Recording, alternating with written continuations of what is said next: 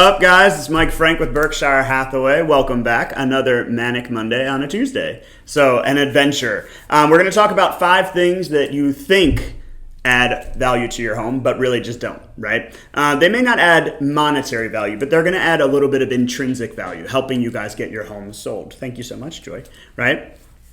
Before we do that, a couple things happening. So, super excited.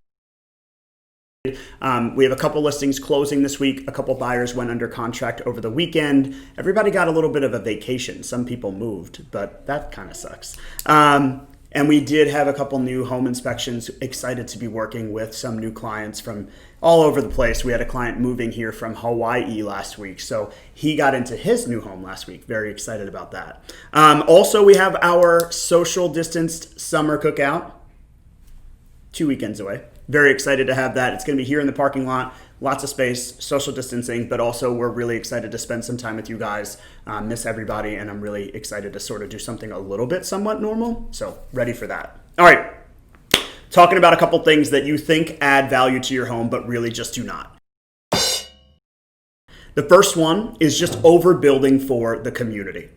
People think that by adding a big addition, they're going to add value to their home. Well, if you add a big addition in a small home community, people are looking in your community for what they think is a small home, and all of a sudden you have this big, massive addition, and maybe you're not going to get the money back that you think you're creating. And so what you want to do is you want to consult your contractor and your realtor and really build something that's going to add long-term value. Even a small addition might add a lot of value for you over the long run, but by overbuilding the condition, you're going to unintentionally build outside of the norm for the community. And so you're going to create an opportunity that your resale value may not recoup the investment that you've placed. And home buyers just aren't looking to pay that extra money towards the purchase of a bigger home. Just because it's larger doesn't mean it's faster and stronger and worth more money, right?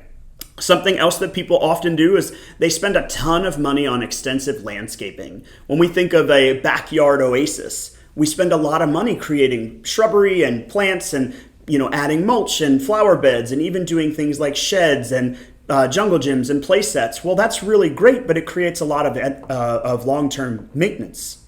So we had a client looking at one of the cutest little colonials last week. And before I even showed up, they were about 15 minutes early and they called me and said, hey, look, we're not interested. And I said, what happened? And they said, the house is just too much to maintain. I couldn't possibly maintain all of this yard. And the yard had water fountains and a bird bath, and it had a kid's play set, and it had a greenhouse in the backyard, and it was beautiful. But in admittance, she acknowledged that she could not maintain all of the work that it would have taken to keep up with this beautiful, extensive landscape. And so it just doesn't add the value that people are thinking. And similar to what pools or trampolines do for a home, they don't add the value that people want to buy in a home. So not only are they not helping you appreciate the value of the home, they're also hurting you because what might work for one client may not work for someone else. So especially as we're considering the value of your home, we want to make sure that we protect that in the exterior as well. Now, the other thing that people do, and this is a super common one, is an inconsistent upgrade.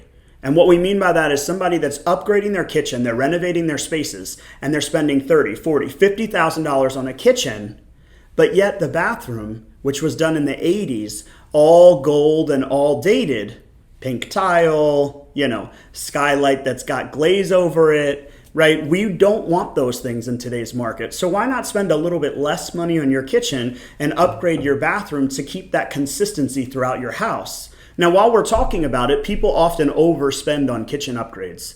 And so a good rule of thumb is that your gross kitchen investment should be about 10% of your house value.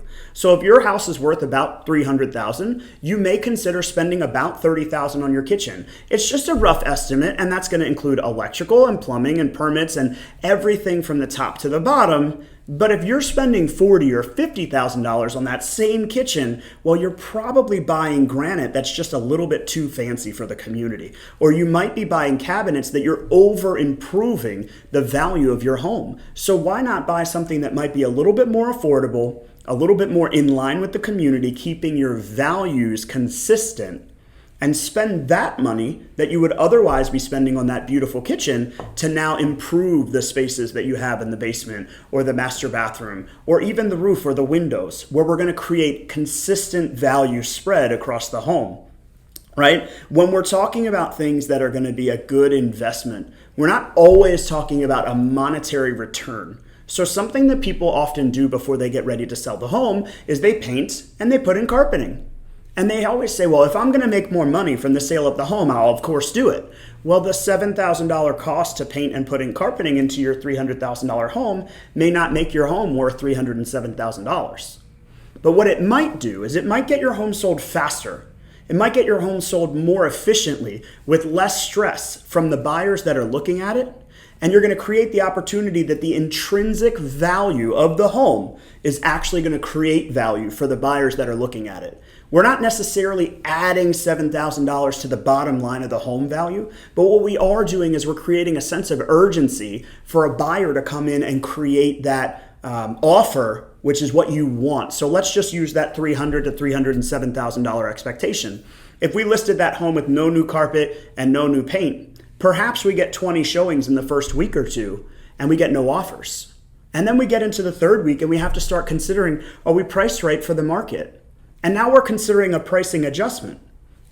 Well, what if we spent that $7,000? We had the same 20 showings in the first 2 weeks, and we had people coming in the door, creating opportunity for them to make a purchase at a $300,000 value. Not only are we guaranteeing that sales price, but we also could be creating an opportunity for multiple offer situation because of that $7,000 spend. So it's not necessarily that it's going to add value, but the intrinsic value is ultimately going to pay off in your investment. And so ultimately, when you purchase that Netflix stock before Netflix was even sending out DVDs, the value was not in the low price, the value was in the futures. And so sometimes we're creating future value by doing things that do not create bottom line value to your home. So ultimately, as you're considering making improvements to your home, you want to have a plan and an expectation. Ultimately, as you're creating that plan, you want to have somebody to trust. Reach out to us anytime. We'd love to give you a market value, especially in today's market as we're looking for listings all over the place for the buyers that we're working with. Reach out. We'll get you a market value and we'll help you create that value for your home so you can maximize the dollars that you spend. Thanks so much and we'll talk to you soon. Thanks for watching. Make sure you like and subscribe for weekly content.